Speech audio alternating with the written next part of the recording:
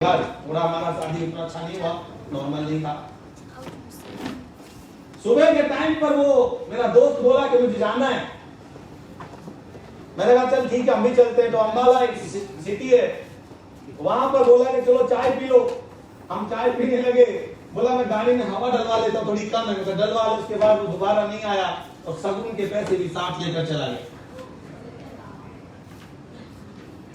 भाई बोली कि अच्छे रिश्तेदार है तेरे। मैं कहा हाँ जी हाँ। अब मुझे भी समझ आ रहा है कि बहुत अच्छे हैं।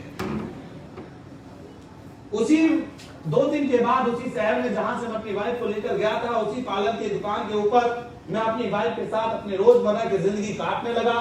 कई दिन तक अपने परिवार ससुराल के घर में रहने के बाद अपना घर लेने का निर्णय लिया। 750 रुपए किराए का मकान लेने तक की मेरी औकात थी, वो ले पाया। वो भी मेरी वाइफ की कमाई की वजह से। 5 रुपए वो ट्रेडिंग के लेती थी। 2-4 कस्टमर आते थे, किसी के पास 5 रुपए नहीं होते थे तो अगली बार देकर कहने का वादा करके चली जाती थी। दिन में 100-200 रुपए की सेल होती थी। घर में दरवाजा नहीं था, पर्दा था। मकान मालिक और हम एक ही लैट्रिन बाथरूम इस्तेमाल करते थे। छोटा गैस सिलेंडर हमने खरीदा। सासू माँ ने हमें एक मंजा, मतलब खाट बोलते हो यहाँ पे गुजराती में पता नहीं, बिस्तर दिए और हम लोग सोने लगे। उसी पे हम अपने गुजारा करने लगे। 9 महीने लगभग गुजर गए और जिंदगी ऐसे ही चलती रही।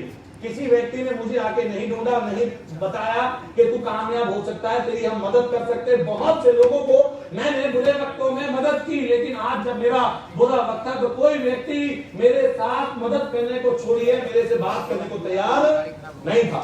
मैंने कोई गलत काम नहीं किया था, मैंने कोई चोरी या डकैती नहीं की थी। तो एक बात मुझे समझ में आई कि टूट जाते हैं सभी रिश्ते जब हम गरीबी में खास होते हैं, बेगाने भी अपने बनते जब पैसे पास होते हैं। इस बात में कोई शक नहीं था, ये बात मुझे समझ में आ गई। उसी पार्लर की दुकान के ऊपर 750 में इतना ही मिलता है। थोड़ा आवाज करो, कभी ये मिलता है। साइड माइक दीजिए सर बाबा, मैं बहुत हिलता हूँ, आवाज निकल जाती है, मुझे मजा नहीं आएगा। तो उस ब्यूटी पार्लर की दुकान पर एक आदमी जो बोझा ढोता था एक कंपनी में, और उसका एक मैनेजर था, वो मुझे देख रहा था। 6-7 महीने से मैं बहुत अच्छी टॉक करता था, अच्छी बातें करता था उससे। जब भी वो आता उनको मैं चाय पिलाता था। मतलब मेरा जेब में फूटी कौड़ी नहीं, पर राजा मैं फिर भी था।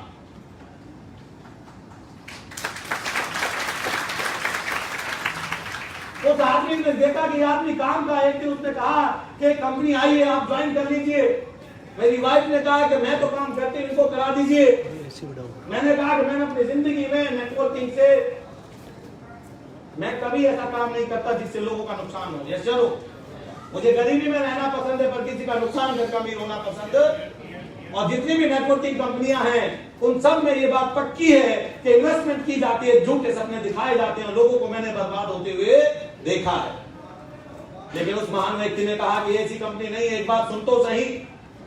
लेकिन मैं सुनने को तैयार नहीं था। उसने डलहौजी का एक टिकट दिखाया कि मैं डलहौजी घूमने जा रहा हूँ 4 दिन 3 रात और 4 दिन। मैं कहा चुप कर भाई, इतनी ऊंची बात मत कर। मैंने बहुत सारे सपने दिखाए अपनी वाइफ को, एक भी पूरा नहीं कर पाया। ये टूर वाली बात तो बोली कर। मैंने कहा क्या मैं भी टूर पे जा सकता हूँ? बोला हाँ। टूर के जाने के लालच में मैंने IFC कंपनी का प्लान सुना। और जो बोझे ढोने वाला व्यक्ति था, 60 किलो वजन लेके चलता था, जो हेल्पर था, उस आदमी ने कहा कि 750 रुपए नहीं देगा मेरे बारे में। उस 750 रुपए देने के लिए 3000 रुपए की नौकरी करने वाला व्यक्ति बोला कि ये फार्म मेरे नीचे लगा दो। 750 रुपए की ज्वाइनिंग होती थी। 2007 और 8 में MRP के प्रोडक्ट मिलते थे, 2 ही प्रोडक्ट होते थे, एलोवेरा और प्रोटीन। उस आदमी ने एक फार्म दिया, मेरा फॉर्म साइन कर लिया। मैंने कहा कि मैं आपके साथ जाने को तैयार हूं, मुझे इस टूर पे जाना है। मैंने अपनी वाइफ को बहुत सारे वादे किए, एक भी नहीं पूरा कर पाया। लेकिन ये मौका मिला है। उसने कहा कि आज 9 तारीख है और 11 तारीख को क्लोजिंग है। पहले 10 को हुआ करती थी, एक दिन बढ़ा। आपको 60,000 रुपए यानी कि 30,000 बिजनेस वॉल्यूम की सेल करनी थी पूरे मंथ में। लेकिन अब आप लेट हो चुके हो, 2 दिन आपके पास हैं। क्या आप किसी को जानते हो कि आपकी कोई मदद कर सके? मैंने कहा कि मैं किसी को भी नहीं जानता। किसी को तो जानते होगे? मैंने कहा एक लड़की है यहाँ पे काम सीखती थी, बड़ा जीजू करती थी, तो उसी के पास जा। एक गांव में वो भी गरीब परिवार की बिटिया थी। मैं उनके घर पर गया। मैंने लड़की से बात की कि तुम्हारे घर में पैसे वैसे हैं? वो बोली आपको क्यों पूछ रहे हो? कई बार जरूरत पड़ जाती है इसलिए पूछ रहा हूँ। आप जो नहीं है, शर्म भी आ रहा था अंदर से कि ना जान ना पहचान में तेरा मेहमान। यस चलो। वो लड़की घर से निकली, अपनी माँ को खेत में काम कर रही थी, बुला कर लेके आई। माँ अंदर चली गई, मेरे से नाम सत श्री अकाल नमस्ते हुई।